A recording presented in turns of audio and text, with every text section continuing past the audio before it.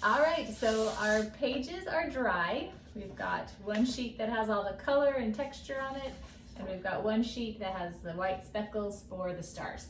So the thing we're gonna do next is cut out our planets and our mountains. Now you need to have at least 3 planets to go on your picture. You can have up to 6.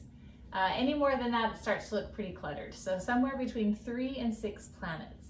So what we're gonna do, we have these circle cutouts in an envelope. So it's 4 different sizes of circles. And we're going to use these kind of like a viewfinder to find what we want to use, which part of the paper we want to use for our planet.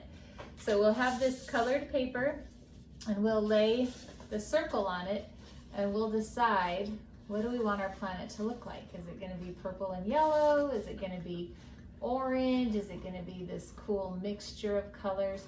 You'll go around, find it, then you'll just trace around it with a pencil and cut it out.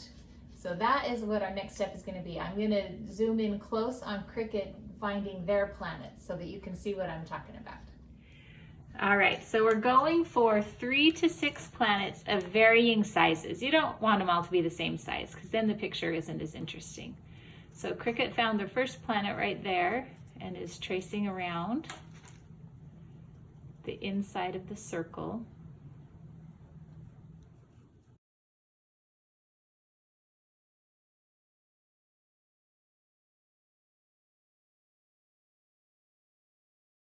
All right, so Cricut wants to do 4 and did just 1 of each size. You're welcome to do 2 of the same size, or anyway, really any configuration you want. We just want some variety in there. All right, so the next thing to do is going to be to cut out those circles. And you can just cut right across your paper until you get to the line and cut. Now, what I have noticed in the past in doing this is sometimes it's hard to get the circle really smooth.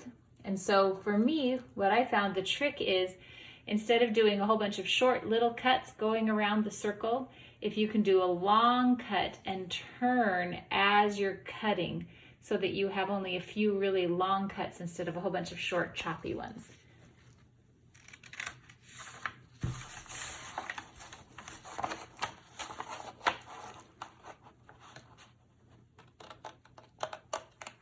So there you go. See how that long cut makes it nice and smooth.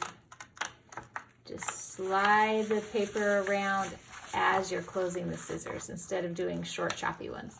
Now, if you do short choppy ones and your planet looks kind of jagged, that's okay too, because then it just looks more like an asteroid. So don't get too stressed about it, but do what you can to make smooth lines.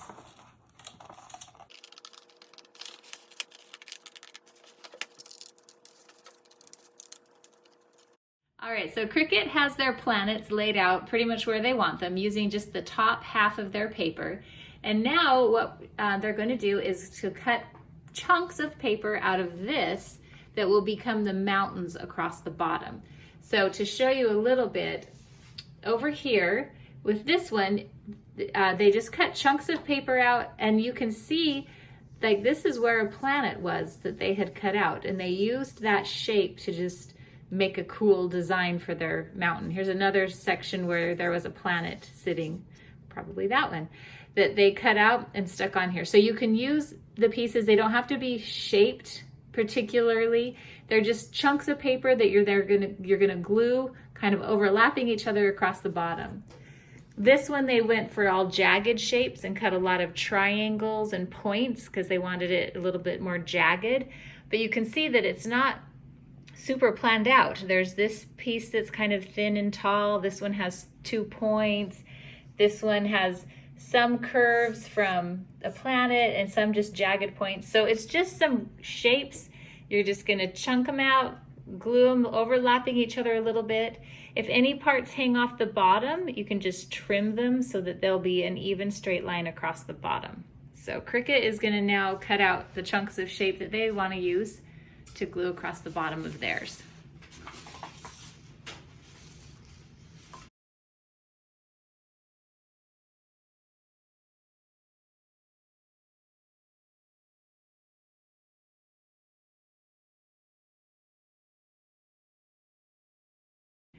All right, so Cricut kind of tested out the shapes that they had cut out and laid them out across the bottom to make sure that they had all the pieces that they need. They're purposely leaving that chunk at the bottom empty of mountaintops, and you can do that too, so whatever you like. All right, so before we start gluing all of this down, our next step is to do the shading of the planets. So I'll explain that in just a second. Okay, so we want to do shading on the planets to make them look more 3D, to make them look like they're kind of popping off the page. So if we look over at these that are finished, we'll look at this one. This planet has shading on it, and this planet does not. It's just flat. This planet has shading. So you can see how giving it a shadow makes it look rounder. It gives it some contour, some shape. On here, you can see these are all shaded and blended. And what we do for that shading is we use some chalk pastel. So this isn't oil pastels, this is chalk pastels, which means it just smears easier and gets all over your fingers. So what Cricut's gonna do is pull their planet off of this onto a white scratch piece of paper. And then they're gonna use the black pastel to make kind of a letter C in black along one edge of the planet. We only want it on one edge because the light is going to be, we're going to pretend that the light is shining on the other edge of the planet, so there's no shadow on that side. There will just be shadow on one side. So they're going to do kind of a thick black line, and then with their finger they're going to smear it and smudge it to give it more of a gradual shaded effect. You can add more or keep it small. It's just up to you and whatever it is that you like. They're going to do that on all 4 of their planets, and then we're going to line them up and make sure they're all facing the same direction before we glue them on.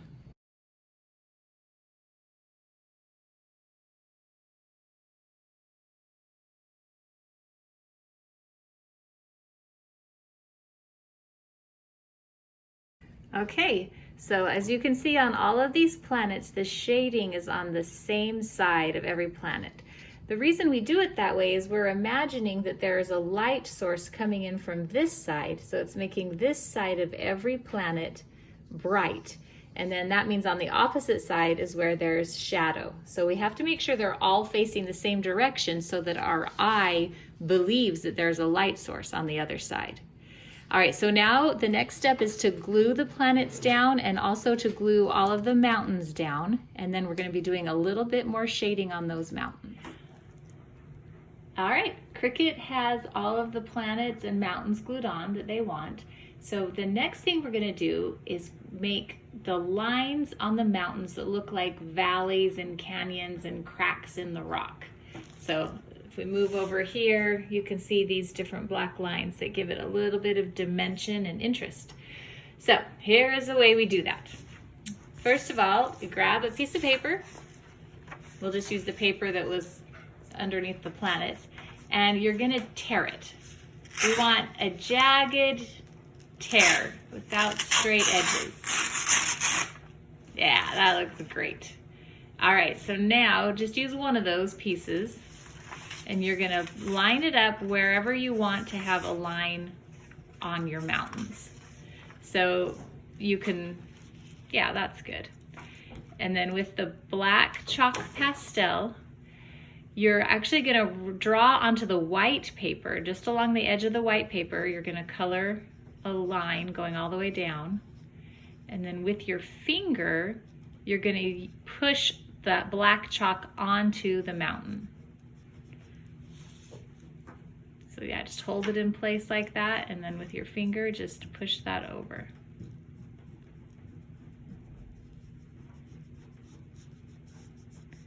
And then when you've done that, just lift it up, and there you go. You have a jagged piece. You can smooth it like that if you want, or you can leave it rough. It just depends on the effect you want. So you're gonna do that now several different times in different places on the mountain. And yeah, you can use different sections of the torn paper or the same one over and over. I think it's a little more interesting if you use different sections of it so that each crack looks slightly different.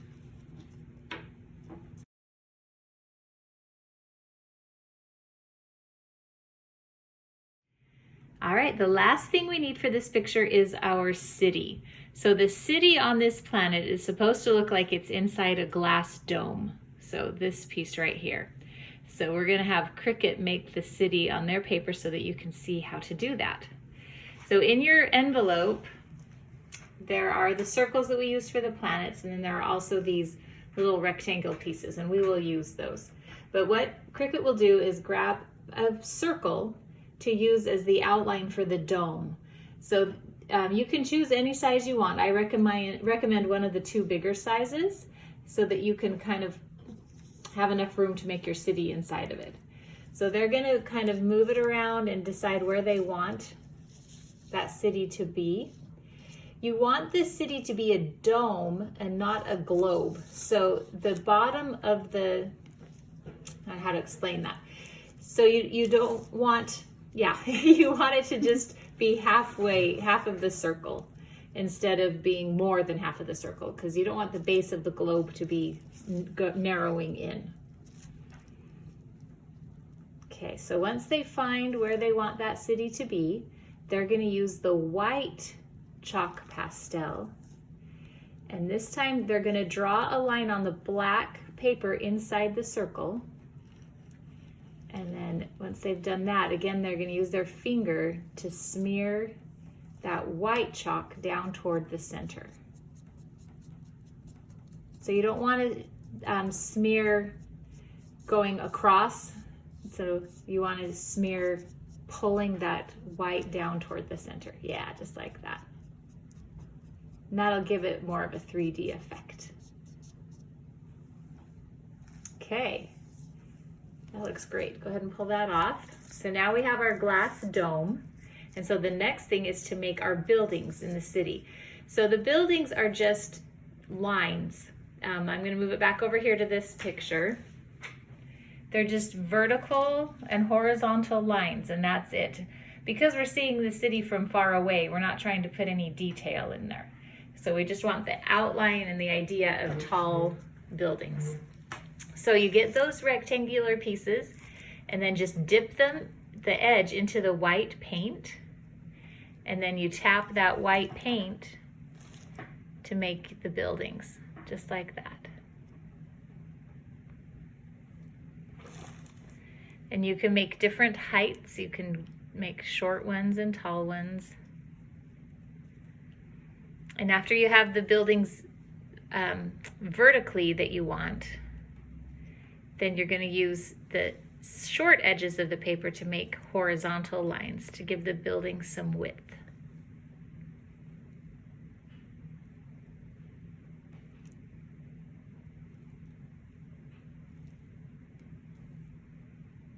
And you can use different sizes because you have different sized widths here if you want to experiment with that a little bit.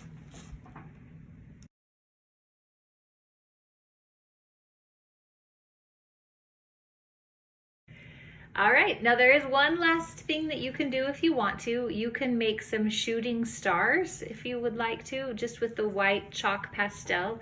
You can pick one of your bigger blobs and put a tail on it basically, make it look like it's shooting through the sky. You can also, if you want to, make a couple of bigger stars, just like making either a bigger dot, or you can do something where you make like a plus sign and a little X through it and make a bigger star.